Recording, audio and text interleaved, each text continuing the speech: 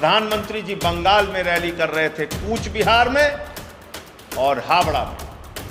7 अप्रैल जब इस देश में 1,15,736 कोरोना के केस आए, 630 लोगों की जान चली गई, देश के गृह मंत्री बंगाल में 4 रैलियां कर रहे थे, सिंगूर में, दमजोर में, हावड़ा में, बेहलापूर्वा में, वेस्ट बंगाल के अंदर रैली करने में व्यस्त हैं।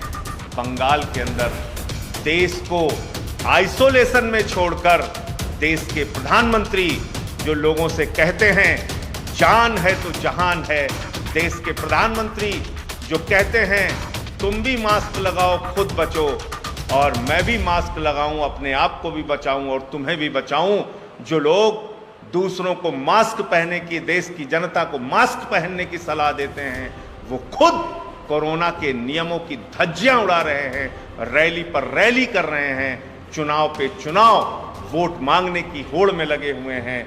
और आज ये प्रधानमंत्री जी का पोस्टर देश की जनता को चिढ़ा रहा है, देश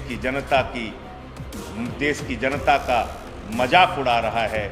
और ये पोस्टर है देश के गृह मंत्री का ये पोस्टर है। कल उन्होंने 4 रैलियां की बंगाल के अंदर और देश के प्रधानमंत्री इस समय रैली कर रहे हैं, 6 जनसभाएं। कोरोना के संक्रमण से देश करा रहा है और देश के प्रधानमंत्री 6 जनसभाएं कर रहे हैं। मैं पूछना चाहता हूं, 112 मौतें भोपाल के अंदर हुई, मौत का आंकड़ा सिर्फ 4 दिखाया गया। गुजरात के लोगों से यही प्रधानमंत्री हैं जो कहते थे आपका बेटा हूं, आपका भाई हूं, जहां कहीं भी रहूंगा एक पुकार लगाओगे, आपकी चीख नहीं निकलने पाएगी, मैं आपके बीच में हाजिर हो जाऊंगा। प्रधानमंत्री जी आप कहां हैं? आप बताइए, गुजरात की जनता आपसे पूछ रही है। आप बंगाल के चुनाव प्रचार में व्यस्त हैं। मैं वो भी बताना चाहता हूं कि इन्होंने कहा था गंगा मैया ने बुलाया है, और तब आज गंगा मैया के उस वाराणसी में क्या हालत है। यह है हरिश्चंद्र घाट की तस्वीर, यह है प्रधानमंत्री के संसदीय क्षेत्र की तस्वीर, यह है वो तस्वीर जहां के लोगों ने मोदी जी को लाखों वोटों से चुनाव जिताकर देश का प्रधानमंत्री बनाया। आज उस हरिश्चंद्र घाट पे बनारस में 125 लाशें बिछी हुई हैं और देश का प्रधानमंत्री वाराणसी को अनाथ छोड़कर, देश को आइसोलेशन में छोड़ के बंगाल के चुनाव में चुनावी रैली करने में लगा हुआ है। इससे ज्यादा शर्मनाक बात कोई हो नहीं सकती। और मैं ट्विटर और फेसबुक पर 2-2 रुपए के लिए ट्वीट करने वाले भारतीय जनता पार्टी के उन ट्विटरिया आर्मी के लोगों को मैं बताना चाहता हूं, बंद करो। तुम्हारे भी पड़ोस के लोग, तुम्हारे भी घर वाले इस कोरोना की महामारी के चपेट में आ रहे हैं। देश की चिंता करो, प्रधानमंत्री से सवाल पूछो, ऐसे संकट की घड़ी में देश को छोड़कर आप कैसे भाग सकते हैं बंगाल? कैसे चुनाव की चिंता कर सकते हैं आप? कैसे चिताओं की चिंता छोड़कर चुनाव की चिंता में प्रधानमंत्री जी आप अपने आप को व्यस्त कर सकते हैं? बताइए इस देश के लोगों को। हम जानना चाहते हैं आपसे, आपने क्या क्या वादे इस देश के लोगों से किए हैं और आज आप क्या कर रहे हैं, ये पूरा देश देख रहा है। गुजरात हो, महाराष्ट्र हो, दिल्ली हो, उत्तर प्रदेश हो, राजस्थान हो, मध्य प्रदेश हो, पूरा देश इस समय कोरोना से कराह रहा है। और आप अपने चुनाव की रैली की चिंता कर रहे हैं। आपके लोगों को जरा सी भी शर्म नहीं आती। आपके मंत्री कह रहे हैं लोगों का तो मरने का एक दिन निश्चित ही होता है, सब ऐसे ही मर जाएंगे। तो प्रधानमंत्री जी को यह बताना चाहिए कि पीएम केयर्स के नाम पर हजारों करोड़ रुपए आपने इकट्ठा किया। वो हजारों करोड़ कहां गया? वो पैसा किस काम में आपने लगाया? उस पैसे को आपने कहा था कि हम कोरोना की महामारी में लगाएंगे। उस पैसे को आपने कहा था कि हम इस देश में कोरोना से लड़ने का इंतजाम करेंगे। कहां है ऑक्सीजन बेड, कहां है वेंटिलेटर बेड, कहां है इस देश को कोरोना से बचाने की मुहिम? उस पीएम केयर्स की मैंने असलियत बताई थी, उससे 1100 वेंटिलेटर गए, जिसमें से 90-95% वेंटिलेटर खराब पड़े हुए हैं राजस्थान के अंदर।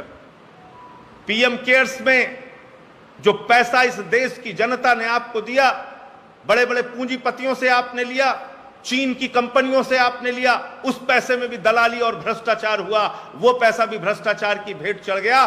कोरोना पीएम केयर्स के नाम पर जो पैसा इकट्ठा किया गया, उसमें भी धांधली और घोटाला किया गया। उस पैसे का इस्तेमाल भारतीय जनता पार्टी विधायकों को खरीदने और चुनाव को लड़ने में लगा रही है। आपने 10-10 करोड़ रुपए 2 साल की सांसद निधि काट ली सांसदों की, जो उनके क्षेत्र के विकास के लिए थी।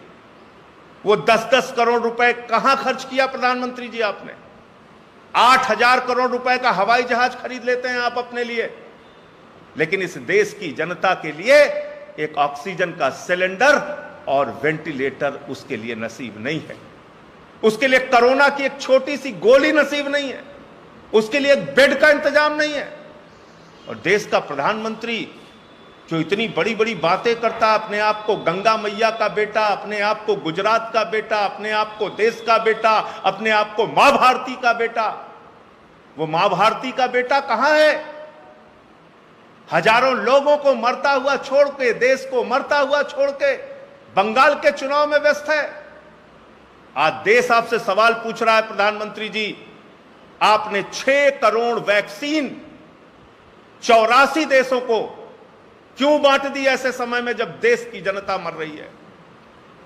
इस देश के लोगों का टीकाकरण कराना जरूरी था, मजदूरों का, रिक्शे वालों का, किसान का, जो रोजमर्रा की जिंदगी में दिन भर मेहनत करते हैं, खून पसीना बहाते हैं, अपनी जिंदगी बड़ी मुश्किल से चलाते हैं। आपको उनका वैक्सीनेशन कराना था, उनका टीकाकरण कराना था। आप पाकिस्तान का टीकाकरण करा रहे हैं, आप कनाडा का टीकाकरण करा रहे हैं, आप पूरी दुनिया का टीकाकरण करा रहे हैं, और हिंदुस्तान की जनता आज शमशान में लाशों की कतारें लगाकर इंतजार कर रही है। यह है हकीकत आपकी, यह है असली चेहरा आपका। और अब तक हर बार इस देश की जनता ने आपको बेनिफिट ऑफ डाउट दिया। आपने नोटबंदी कर दी, पूरे देश में त्राही हुई। जनता ने कहा ठीक है, नीयत साफ रही होगी, तरीका गलत था, कुछ भी कह के आपको माफ किया। जीएसटी से आपने त्राही की, लोगों ने आपको माफ किया। देश के संस्थानों को आप बेच रहे हैं, लोगों ने आपको माफ किया। अपने 2 पूंजीपति मित्रों के नाम आपने इस देश को नीलाम कर दिया, देश ने आपको माफ किया। लेकिन आज गुजरात से लेके बंगाल तक, केरल तक, उत्तर प्रदेश तक, बिहार तक पूरा देश इस कोरोना की महामारी से कराह रहा है। शमशानों में लाशें बिछी हुई हैं, और आज इस देश को अनाथ छोड़ के, आइसोलेशन में छोड़ के आप बंगाल के चुनाव प्रचार में लगे हुए हैं। मैं तो कल्पना भी नहीं कर पा रहा हूं कि देश का एक मुखिया, देश का एक प्रधानमंत्री ऐसे महामारी, ऐसे आपदा, ऐसे त्रासदी के समय में देश को ऐसे अनाथ कैसे छोड़ सकता है। मैं तो कल्पना नहीं कर पा रहा हूं कि सूरत से जो तस्वीरें आ रही हैं, अहमदाबाद से जो तस्वीरें आ रही हैं, उत्तर प्रदेश के लखनऊ से जो तस्वीरें आ रही हैं, वाराणसी के हरिश्चंद्र घाट से जो तस्वीरें आ रही हैं, उसको देखकर कोई देश का प्रधानमंत्री अपना मुंह कैसे मोड़ सकता है?